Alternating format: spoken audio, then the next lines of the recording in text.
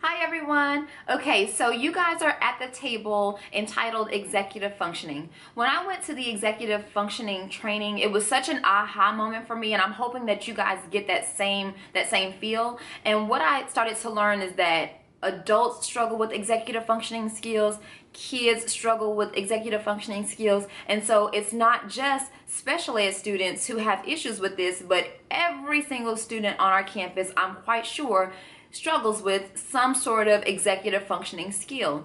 So what happens is, as it pertains to special ed, is that there are sometimes kids in your classroom that you just can't understand why the student is not receiving services through special ed, and sometimes it may be something that doesn't have anything to do with a cognitive disability, but it could be that they need help with different executive functioning skills, okay?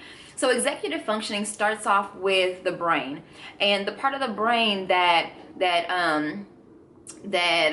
controls the part of the brain that controls your executive functioning is the frontal lobe, and that is responsible for your forethought, your impulse control, your ability to plan or organize, and time management. So if there are some issues with the brain up there, then that will have an adverse effect to your executive functioning skills. And so there are two types of executive functioning skills that we're going to talk about. Well, there's many of them, but they fall under two umbrellas. So you have one that is behavior regulation and one that is thinking skills. And so I have some activities for you so that you guys can become aware of what executive functioning what each of those things are, because like I said, there's so many of them. And so in the special ed world, what we've started doing is identifying, hey, this student has a disability in math, not in reading. So we're not going to give them a reading goal to address something that they don't even have a disability in. Let's identify what executive functioning issues they might have, and then we'll give them goals based on that.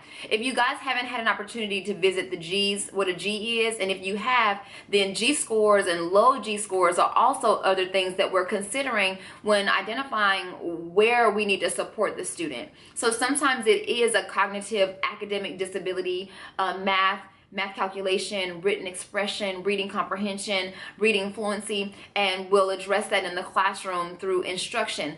Otherwise, there may be behavior issues, or there may be executive functioning issues, or there may be low processing speed, or short-term retrieval or long-term retrieval issues. And so we're really having an opportunity to identify the root of some of our kids' problems and addressing it in other ways outside of just instruction. So I do have some activities for you. You guys are going to first do like a sorting activity that you'll have all the different cards for executive functioning, and I want you to put them in order of importance. What do you think is most important to have skills in to least important? I want you to do that for adults, and then you're also going to do that for kids, and then I want you to have a discussion as to how that may differ. And then I'm also going to give you two cases of kids with executive functioning skills, and I want you to identify what that executive functioning skill is, and then just have conversation amongst each other about how these different executive functioning skills can hinder a student's progress in the classroom. I have all of the instructions down here on the table, and then I want you guys to have a team lead that will kind of keep you guys on target, and maybe have someone be a timekeeper, but the number of minutes for each activity is down there on the sheet that I printed out. So go ahead and do that, and I'll be sure to answer any questions that you guys might have in the end. Thank you guys for visiting this table.